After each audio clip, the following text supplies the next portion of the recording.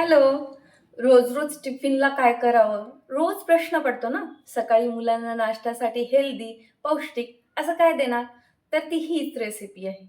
तर तुम्ही बघितलंच असेल, दिसायला तर खूप छान दिसते आणि चवीला देखील तितकीच छान आहे. आणि तुम्हाला माहिती आहे, याच्यामध्ये मटार आहेत. मुलांना कळणार देखील नाही. खूप साऱ्या मुलांना मटार आवडत नाहीत. वाटाणे हो, वाटाणे नाही आवडत काही मुलांना. आता माझ्याच मुलाला घ्या ना, त्याला वाटाणे जर कशामध्ये असतील भाजीमध्ये मोठे दिसले, की तो बाजूला काढून टाकतो. तर ही जेव्हा मी रेसिपी केली, तर त्याला समजलं सुद्धा नाही, की याच्यामध्ये मी वाटाणे घातले आहेत. तर हे कसे घालायचे आणि हे कसं करायचं ते बघूयात. सो त्या अगोदर तुम्हा सर्वांचं स्वागत आहे रेडी विथ दीपाली या माझ्या YouTube चॅनलमध्ये. तर इथं आपण 1 वाटी पोहे घेतलेत आणि आता ह्या पोह्यांना आपण स्वच्छ धुवून घेणार आहोत. याच्यात पाणी घालून 1-2 वेळेस असं पाणी टाकून याला धुवून घ्यायचं. आणि आता हे पोहे धुतले की याच्यामध्ये आपण टाकणार आहोत 1 ग्लासभर पाणी. त्याच्यानंतर या पोह्यांमध्येच आपल्याला काय करायचं, तर मी इथं 1 वाटी वाटाणे पण घेतलेत. हे ताजे वाटाणे आहेत. या रेसिपीसाठी ताजेच वाटाणे लागतात. किंवा मग तुम्ही स्टोअर केलेले फ्रीजमधले ते पण चालतील, पण वाळलेले चालणार नाहीत.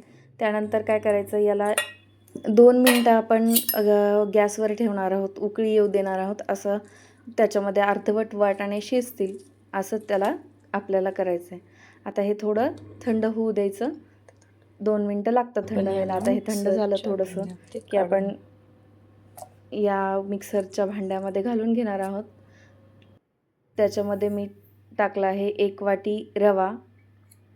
त्यानंतर आता याच्यामध्ये घालायचं आहे दही. तर इथं मी 4 चमचे दही घेतलं आहे. त्याच्यानंतर त्याच्यामध्ये दही घातल्याच्यानंतर आपल्याला टाकायचं आहे मीठ चवीनुसार आणि याला काय करायचं, एक छान मिक्सरमध्ये मिक्स करून घ्यायचं. त्याच्यानंतर याच्याबरोबर आपण काय करणार आहोत, चटणी खायला घेणार आहोत. तर ते मिक्सरला मिक्स करून बाजूला काढून ठेवपर्यंत आपण याची चटणी बनवणार आहोत. तर त्यासाठी आपण घेतलेत शेंगदाणे, 2 हिरव्या मिरच्या, थोडीशी कोथिंबीर, थोडंसं दही. त्याच्यानंतर याच्यामध्ये घालायचं आपल्याला मीठ, चवीनुसार मीठ घाला. त्याच्यानंतर याच्यामध्ये आपण थोडीशी साखर घातली आहे. अगदी पाव चमचा साखर इथं घातली आहे आणि याला देखील मिक्सरमध्ये बारीक करायचं.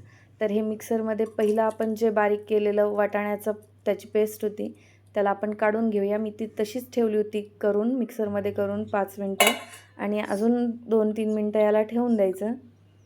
त्याच्यानंतर ही चटणी देखील आपली झालेली आपण एका भांड्यामध्ये काढून घेऊया. तुम्हाला चटणीबरोबर खायचं असेल तर तुम्ही चटणीबरोबर खा किंवा तुम्ही याला दह्यासोबत देखील खाऊ शकता. आता ही चटणी काढून घेतली तर आपण जे मिश्रण 5 मिनटं झाकून ठेवलं होतं ते आपण घेऊया. आणि आता याच्यात काय करायचं, तर अर्धा चमचा आपल्याला याच्यात खाण्याचा सोडा घालायचा आणि याला मिक्स करण्याच्या अगोदर थोडंसं पाणी घालून घ्या, म्हणजे हे छान मिक्स होतं. सोडा सगळ्या याच्यामध्ये मिक्स होतो आणि सोडा घातल्याच्या नंतर आता याला ठेवायचं नाही.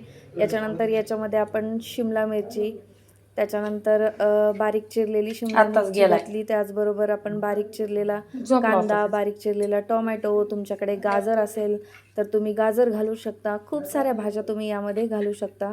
ज्या मुलांना अशा खायला आवडत नाहीत त्या भाज्या तुम्ही याच्यामध्ये टाकले की मुलं खूप आवडीने खातात, त्यांना कळत देखील नाही आणि त्यांच्या पोटामध्ये आपल्याला जे टेन्शन असतं की भाज्या गेल्या पाहिजेत, त्या सगळ्या भाज्या जातात.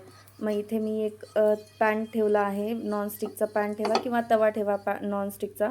त्याच्यावर आपण इथं तेल लावून घेतलं आहे. तुम्ही तूप लावू शकता किंवा बटर लावू शकता, तुमची इच्छा आहे. त्याच्यानंतर गरम झालेल्या तव्यावर हे आपल्याला काय करायचं, एक चमचाभर टाकायचं आणि आपण जसं डोसा करतो किंवा उत्तपम करतो तसं याला पसरून घ्यायचं आहे. 2 ते 3 मिनटामध्ये हा एक डोसा तयार होतो. हा वाटाण्याचा आणि पोह्यांचा डोसा आहे. याला छान क्रिस्पी होऊ द्यायचं, हळूहळू करा. हा जास्त मोठा गॅस ठेवू नका, मध्यम गॅसवर करा. आणि एका साईडने झालं की आपण याला काय करणार आहोत, अशा पद्धतीने याला काय करायचं, तुम्ही पलटून घ्यायचं आणि त्याच्यानंतर दुसऱ्या बाजूने देखील 1 मिनिटभर आपण याला मध्यम गॅसवर भाजून घेणार आहोत. तर तुम्ही बघू शकता दोन्ही साईडने आपला वाटाणा पोहा डोसा तयार आहे. अशा पद्धतीने आपण छान असे टेस्टी, हेल्दी लहान मुलांना, मोठ्यांना सगळ्यांना आवडणारी रेसिपी तुम्ही तयार करू शकता. ही रेसिपी तुम्हाला कशी वाटली ते मला नक्की कमेंट करून सांगा आणि अशाच तुम्हाला नवनवीन टिफिनसाठीच्या, नाश्त्यासाठीच्या आयडिया जर हव्या असतील तर माझ्या चॅनलला सबस्क्राईब करा. या व्हिडिओला लाईक करा, शेअर करा आणि बेल आयकॉनला प्रेस करा. धन्यवाद.